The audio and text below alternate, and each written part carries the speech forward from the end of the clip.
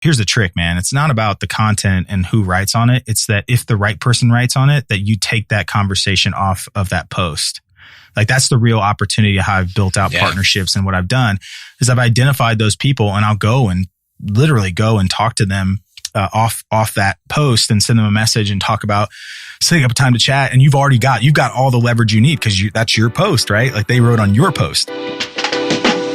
This is the Agency Profit Podcast, the podcast for agency owners that want to run a more profitable business that doesn't depend on them. Introducing your host, CEO and co-founder of Parakeeto, Marcel Pettipaw.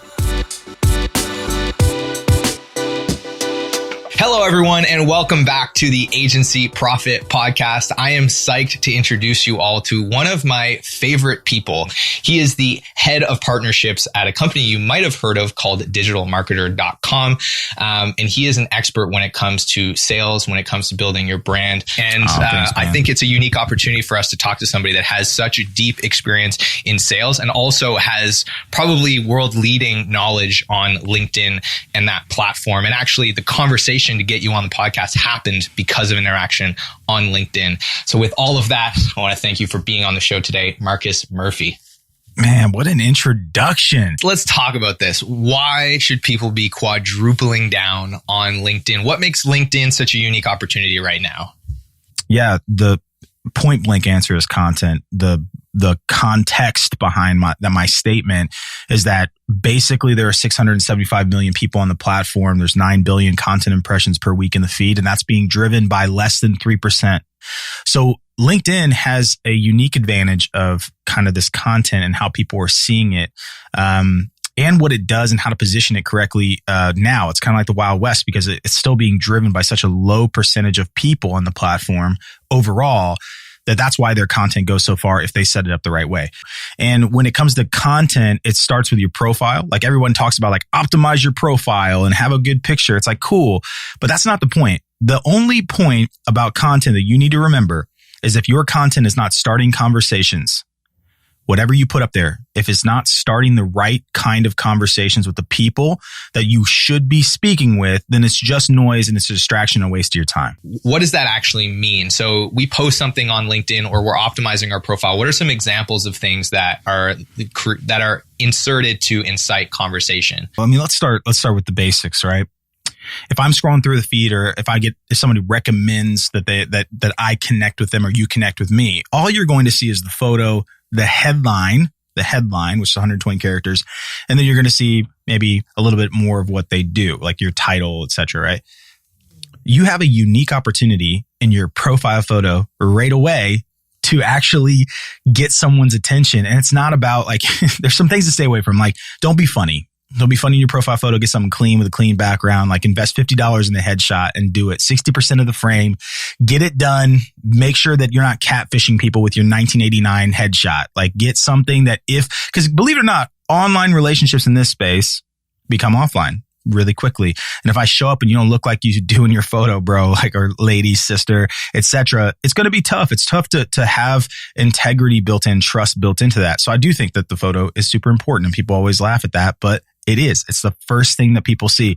The other thing is like the headline. The headline is always kind of like, I think it's not done well because most people just put their title and you just have additional real estate. Like why not tell people what you do or who you're looking for or what you're great at or like ask a question. We have reps on our sales teams have tried out a bunch of things. They say, hey, like I help agencies grow faster. Or like, I'm here to help agencies grow faster because that's the business. That's who they're looking for. That's who they want to talk to. So if I see your photo and I see what you want to connect about or what you have positioned yourself as, or you ask a question, then yeah, man, that's a conversation starter. Or the third thing I would actually optimize is the about section, which is, I call it LinkedIn summary because it's 2,000 characters and everybody does it wrong. No, like I'll tell you, no one wants to read your online resume. They don't want to read bullet points and superlatives. They want to read about if you go to my LinkedIn page and you look at my summary section, it starts out with my mission. I'm here to overcome the stigma of selling. right? That's what it starts with. It doesn't start with like Marcus worked at Enterprise Rental Car in 2014. And then from there he went to, that's like, no one wants to read that. They want to read what you're about. And at the end of it, I do a very important thing. I write and I say, who wants to join me? Because the call to action is always going to be inclusive and the right people will do it. And you're laughing, right? Everybody's laughing right now. They're like, well, I'm going to put all this time and energy and effort into something that people aren't ever going to read. Wrong. People read things that are good. Everyone laughs like, yo, man, the phone is dead. It's like, yeah, no, the person connected to it is dead. Right. Email is dead. No, your emails are not good. Like, hey, oh, my LinkedIn post isn't getting engagement because it's bad content. Like you have to focus on the actual person driving the vehicle, not the vehicle itself. And so I think that it's really important if you're going to write a summary, you start with a mission. You start with what you're about. You show people the problem. You show people how you overcome the problem and you show people how they can join in with you. And a lot of people every single week, I get probably 10 to 15 different messages from people being like, dude, I just love your summary, man. How do I get involved? How do we get connected? I have so much opportunity just on conversations alone and people who reach out to me, not just people soliciting and trying to sell me something, but people who truly want to start some kind of partnership, business relationship with me. And I'll tell you, it's because of how I'm positioned, how my personal brand was built using this platform. And that is where, because everybody's like, man, what's the business persona? No, you are the business persona. Like whatever business you're connected to, you are that. And so dialing this in, making sure that your content, especially on the video, not the video, but the headline photo, the photo, the headline and the summary, those are probably if you could just do those three things, then you're going to be set up more than the rest of the absolute massive growth that's happening on LinkedIn. You're going to stand out and more people are going to want to have a conversation with you. What I want to dig into a little bit more now is the relationship between the personal profile and the brand page on LinkedIn and how we can kind of actually leverage, like create some momentum, what the strategy is behind those kind of two assets and how we use them together. There are a lot of different business pages out there. Many of them don't get the same traction as the personal ones do. And so when I say like, where are you going to put your effort and energy? It's like, yeah, you should be posting from there because that's going to be an integrity piece. You should be posting from your business page because people are going to want to see that there are posts there and they're going to see what your business is talking about, sharing and engaging with, right, on the platform.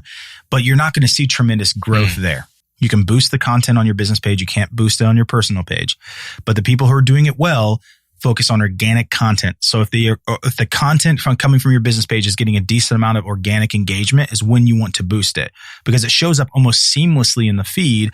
And if people already see that there's some engagement there, they are more inclined to engage with a promoted piece of content. So we just figure out that if we have more personal brands out there and more inroads to our business page, it will just continue to build the business page, just like it'll continue to get you more traffic and more people will take advantage of what you have on your website if they just know about it, that's there.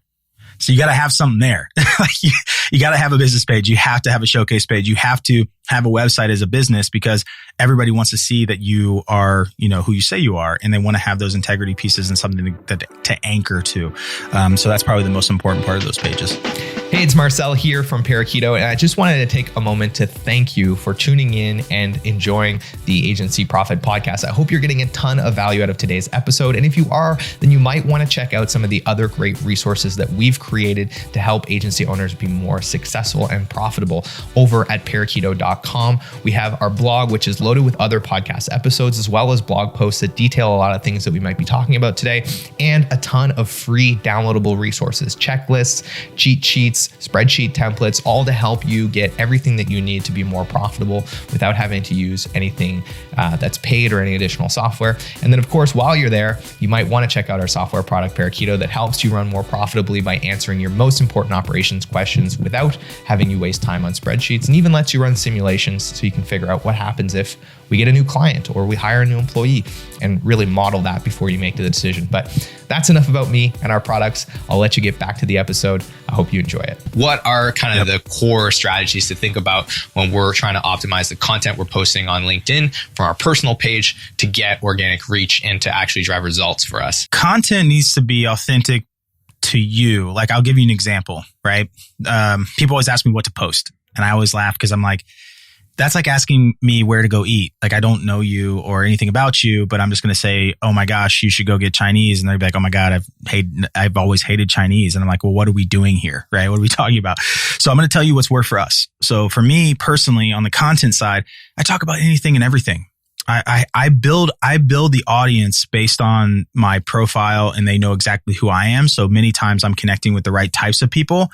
Once they're a part of and connected to me in the LinkedIn community, then it's going to be now my opportunity and my obligation to engage them with relevant content. So I do. You walk into this thing with a character diamond. Every piece of content we put through the lens of who we are as an organization. And a character diamond means like basically, okay, here's what we're great at. Here's what balances it. Here's what we won't compromise because of X, right? So for us, we actually have a character diamond that's like, hey, we're savants at what we do, right? So we have to have kryptonite. We have to have something. We mess up all the time, right? It's like funny. It's like, and let me give you an example. Like no one would like Superman if there was no kryptonite and he wasn't a nerd. Because none of us can fly and we think he's an asshole. Like that's pretty much to be he's flying again. Well, screw that guy, right? So I think that what we need is saying like, yeah, we are marketing savants at Digital Marketer, but we also are highly irreverent. And that's a good balance. And it helps people to go, oh, these guys are really smart, but like they're human beings. Because if you're running around being Superman with no defects, nobody's going to like you. So yeah, I think about my content through that lens. I think about the content of being like, who am I writing to? What's the avatar? Am I putting, whether it's drug humor or like, here are the 7 steps on how to do an outbound email that's actually going to get a response. If I put content out, it's got to have that kind of like, let's be serious, but let's bring it down to a human level. My understanding, and I want to confirm this with you, is that the LinkedIn algorithm loves engagement. So that's a big part of the reason why, if you can get people engaging with your posts and having a conversation with you on there, they're going to show it to more people, and hopefully more people will want to join the conversation. Is that... They literally built that into the platform. Yeah. So if you scroll down the page a little bit, it shows like your activity as a LinkedIn user. And everyone, when you write on a post or you like something, it alerts your following, your connections that you did that. And so it is to your advantage to have more and more people engage with the post because it takes it so much further. So you're really, it's to your, it's to your benefit not to just have something people can like. Right? Liking something is a one-sided piece of content. That's how I feel. It's like I can get 300-400 likes on there and I feel like I haven't done my job if there's 12 comments. Like I feel like you're looking for that kind of nice sweet spot, that balance between likes and comments, because people typically want to, if they're really introducing and having the conversation or taking the time to write something, it is heavily weighted. But here's the other part. Responding to them helps the post a ton. So if people are taking the time to write to you, please take the time to respond to them. At least try to, like I would say 40% of the time is a really good goal for people because I know everybody's busy. But I spend a ton of time, especially on really popular posts, going back and striking up conversations and then taking that. Because here's the trick, man. It's not about the content and who writes on it. It's that if the right person writes on it, that you take that conversation off of that post. Like that's the real opportunity of how I've built out partnerships. And what I've done is I've identified those people and I'll go and literally go and talk to them off that post and send them a message and talk about setting up a time to chat. And you've got all the leverage you need because that's your post, right? And here's the other thing. I'll just quickly share this because not everybody has a huge following on LinkedIn, right? People probably like, if you're like 500 or 600 connections, the best thing you can do is go out and start engaging on other really popular people's pieces of content. Like start really writing and getting your face out there, your name out there, and then provide really good relevant content on other people's posts. And you'll be so surprised how quickly your connections grow and how quickly you get to start building your platforms. I want to try and kind of wrap this up in a bow and really talk about the agency owner specifically. You know, I'm running an agency. I've got a small team and I'm looking at LinkedIn as kind of the next channel that I want to double down on. You know, how should I be thinking about the execution plan there? This is kind of probably a slower start than maybe what you want on the platform, but I would actually start off the platform. I would start making if you don't have a customer avatar sheet, you should have one, or like a client profile. Who's your ideal? Who do you want? Right. And then ask yourself where they live. What do they care about? And figure out like, what is it that your people are trying to solve? What is the common problem? And then you need to go out on the content side and solve those problems. As an agency owner on LinkedIn, you probably have several things that you know you can answer really well. You probably know what you're world class at and what you can execute on. So if these people are out there that you know, you've got a dialed in avatar and you know exactly what they're looking to solve, all the content you create, everything you put out, that should really drive what you're doing on the site and who you're connecting with and what you're engaging with and what kind of content you're creating. And if you keep this conversation consistency kind of duo, then you're going to get the right types of conversations started. As an agency owner, though, I would say, man, you need to be exceptionally good at this because your clients are going to more and more and more start asking you about LinkedIn.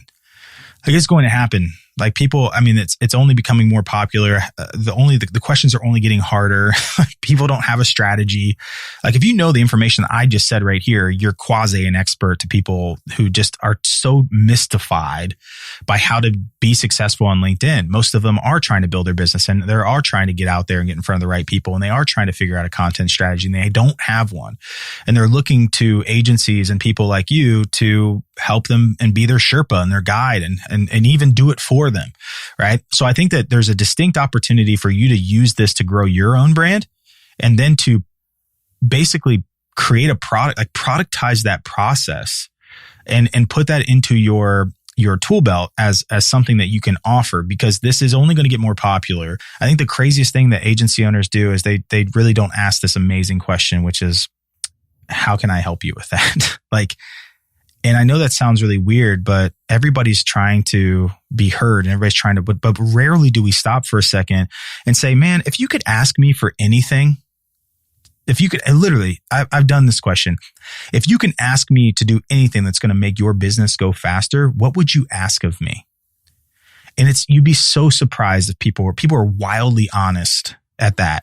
And they will answer that question. And goodness, man, if you have the solution for that thing that's going to make them go faster and you just ask them that point blank question, which is $1 million question, by the way, if they actually are vulnerable enough to answer it and you have the solution, you're going to have the best client in your whole life. The best thing in your whole book of business right now is going to be that person who really needs you and you're the one with the answer. So I would say those are hopefully that helps, but I think those are the things, regardless of agency owner or not, that we should really start to dial in and understand about our client avatar. And then if we're the person who answers the question, we're going to be wildly valuable forever and ever and ever. And Marcus, I cannot thank you enough for taking the time out to be on the show. It's an honor and a privilege to have you here. And I look very forward to the next time that we get to hang out and you get to watch me sit unflatteringly in a beanbag chair somewhere in San Diego at TNC. I can't wait. It's so good. Hey, man, thanks for having me. I really awesome. And if you're listening to this at home, guys, leave us a comment where you're listening. Let us know what you got from the episode. And thanks again for listening. We'll catch you in the next episode. That's all for today's episode of the Agency Profit Podcast. If you enjoyed the show, make sure you subscribe right here so you never miss another episode. And if you want to keep watching, we've got another one queued up for you right here. And of course, head to parakeeto.com if you want to check out more of our content and free resources to help you improve your agency's profitability. See you on the next episode.